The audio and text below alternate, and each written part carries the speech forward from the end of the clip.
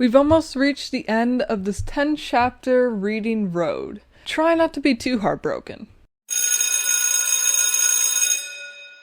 I'm gonna have to start working on some more short stories for when I finish reading the series. Luckily, I technically only need to write one a month, but even then it would have to still fit in with the rest of my busy life.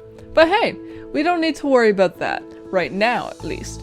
Right now, we just need to focus on enjoying the moment as we're in it. After all, we do still have a few months left. So without further ado, let's get into reading Chapter 7 of my unpublished novel, Shrouded Personas. Shrouded Personas, written by Porscha Aubrey, narrated by Porscha Aubrey. Chapter 7. Oh, good morning, Timber! Mrs. Runson greets me. Her youngest boy, Toby, sucks on his thumb as she carries him in her arms. A boy and a girl scream in the background as they chase each other around the house. The poor woman's black hair is a mess, and the bags under her eyes are gray and more noticeable than the acne riddling her small chin, long nose, and high forehead. There's a booming tumble, followed by high-pitched weeping. Mrs. Runson exhales, dropping her head to the ground, smiling gently. I reach out my arms and take the baby from her. I'm leaving in 3 days, so I'm here to help out for a bit before I do. Thank you so much, she speaks solemnly and heads inside. I follow her, shutting the doors behind me. She disappears around a corner and I hold the baby up in front of me. He smiles and laughs as I make silly faces as he attempts to grab my face with his tiny baby hands. He has a small button nose, curly red hair, and curved hazel eyes. His skin is soft, though still has bits of food on it. The crying continues in the background as I make my way over to Mrs. Runson. She's trying to speak calmly, but I can tell that she's either about to start yelling or break into tears herself. I set down the baby next to the eldest child, who isn't crying, the girl. Her name is Hope, and she is 10. The middle, Renato, is 7, though he definitely is as still clumsy as when he was a toddler. Gently, I whisper to Hope, "Look after him for a minute." She nods silently and holds on to her baby brother, doing a good job at supporting the head. I then kneel next to Mrs. Runson and Renato and place a hand on his shoulder, wrapping another around him and pulling him into a hug. He cries into my shoulder as I continue to cradle him. I don't blame Mrs. Runson for not thinking of this. With all the frustration and stress she must be going through, it's honestly amazing that she can even remember to make food every day, or even remember to get dressed. She's working hard and definitely deserves an award. My shirt is completely soaked, and my knees are sore from staying in place for so long.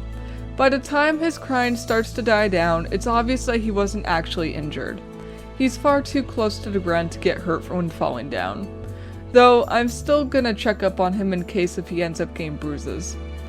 "You doing okay?" I ask in a soft voice, wiping tears from his eyes. He nods, his voice squeaking out, "Yeah." "Alright, good." I grin and pick him up, somehow maintaining the strength to keep him in my arms. "Let's go and play with your sister." I carry him back to the living room, finding Mrs. Runson laying on the couch, Toby asleep in her arms. The girl's sitting on the other end of the couch, coloring in little circles on a blank piece of paper. The crayons she's using are broken into little pieces. All of them are far too small for me even to hold properly. I sat down Renato next to his sister and examined the crayons, then whisper, "Want me to melt them all back into one piece?" They both gaze up to me with grateful and excited smiles. They don't say anything as they nod their heads repeatedly. Laughing, I pick up a few crayons that aren't being used and walk to the kitchen, setting them down on the counter and sorting them into their proper colors. Mrs. Runson snores as I begin melting colors, watching them while also searching for something to use as a mold.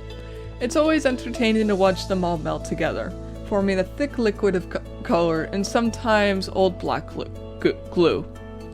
The crayons still won't be that big once they're formed, but it's still better than before. "Timber," Hope mumbles my name, tugging on my pant legs. "What's up?" I ask, taking the pots of hot wax off of the stove. "We're hungry," she speaks softly, folding her hands in front of her. Renato appears behind her, timidly staring over her shoulder. I scratch my chin and walk over to the fridge, opening it and searching through the mainly empty shelves. What are you guys craving? I want a sandwich, Hope answers, and Renato nods. Staring back in the fridge, I notice some meats and veggies that can be used. Hopefully they have bread that's not molded or staled yet.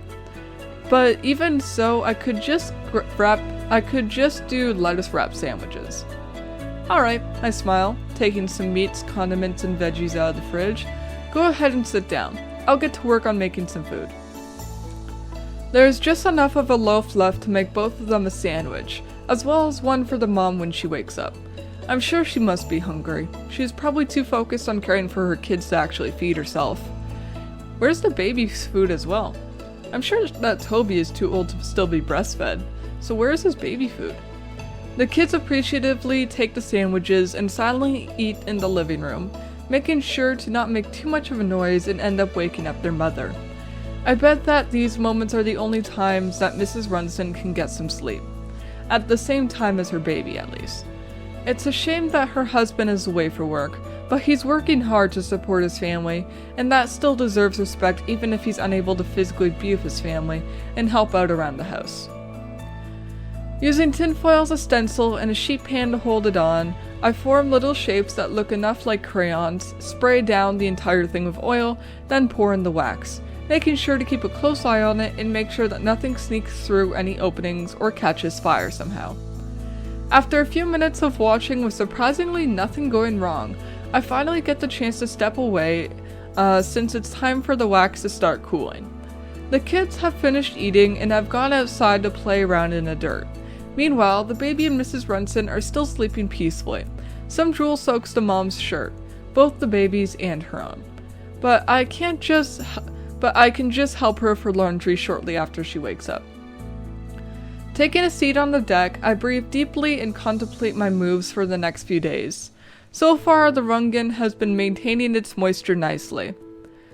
And I will probably only need to go and gather water tomorrow and the day I leave. Afterwards, I'll have to trust Jeffrey with it. Though I won't be upset if it ends up dying. I could eventually get the chance to get another one. The soft breeze blows my ponytail majestically behind me. It's warmed up a lot in the past hour. In no time, it'll be far too hot for me to even keep my tactical jacket and bulletproof vest on. Hope and Renato gather dirt and grass, piling them next to a short hole in the ground. I already know what they're going to do. Kids did it all the time at my regular schools growing up. They're going to make earth potions of sorts. Though they're going to need moisture of some sort in order to up the imaginative processes of it all.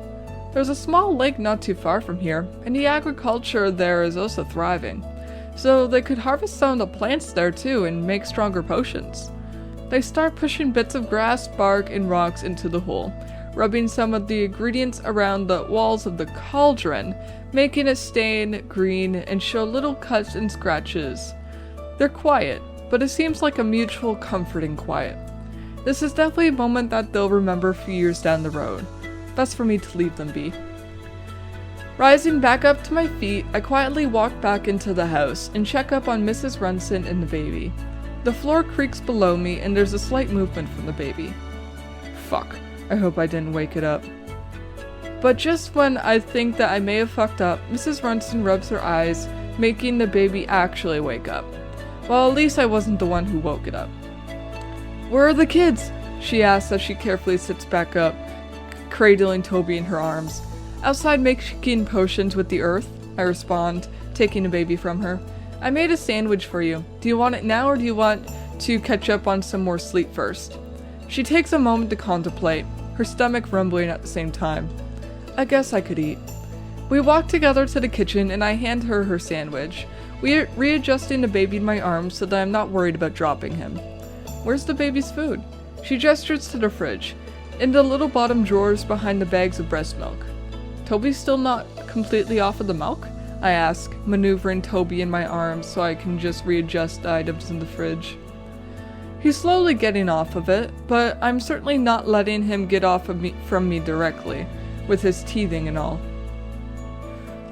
She explains with tired laughter, munching down on the sandwich. I wish I'd bought some vegetables or something. There's not There's not nearly enough food here for everyone to meet their daily nutritional needs, and I bet that Mrs. Runson is definitely skipping meals just to make sure that her children have something to eat. I pull out 2 different jars of baby food, one being mashed up mixture of broccoli, carrots, and celery, and another being fruits such as banana and apple. Since it's lunch, I'll go with the vegetable one. Are you planning on having Toby eat a more vegetable-based diet? I've been thinking about it, especially since edible quality meats are far more expensive than vegetables. She places her hand on her chin and stares at her child. Though I've noticed throughout the years that when children eat a more vegetable-based diet, they develop far better too. That's also probably because of the quality of the meat and cereal alone too. I have seen the same thing growing up as well. I smile and set Toby down on the counter, positioning him so I can hold him with one hand and feed him with the other. What did you mainly eat growing up? She asked me. She asked me this a few times before in the past, most likely forgetting the answers I gave her. Growing up, I didn't get very much food, being an orphan and all. But in the night school, they'd give us some vitamins, which giving me extra since I always had a lack of them. But instead, I tell Mrs. Runston a stretch of the truth. Well, as you know, my parents died when I turned 1, but whenever I was at school, my teachers would sometimes give me snacks, and I also got given vitamins due to my lack of resources. Wait, so you never got adopted?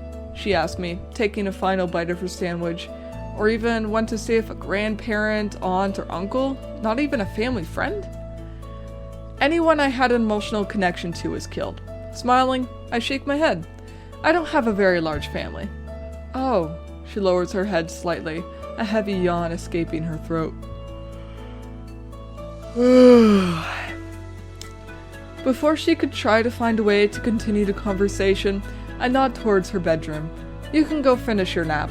I've got things here. Are you sure? She asks, watching as Toby obediently eats up the mashed vegetables off of the little rubber spoon. It's honestly amazing how much he obeys. Usually children throw a tantrum about eating such things. Wiping off a little bit of the food that got stuck to Toby's cheek, I smile and nod. Of course. You go rest up. And that is Chapter 7 of my unpublished novel, Shrouded Personas. And don't worry, it won't take much longer until I've officially published it. Also, that yawn was perfectly timed. I felt it coming up, and then all of a sudden, the story had a yawn written into it, so I just let it out. Alright, so now, check out my novels, Death Trail, Flame Rip, and Arctic Blaze on Amazon and Kobo, link in description. Check out Crave Writing Club Premium on Patreon and Spotify, link in description. Check out the Crave Writing Club Discord server in description. Check out my personal Instagram at dark_night_wolves. And let's bring this musically deadly meeting to an end.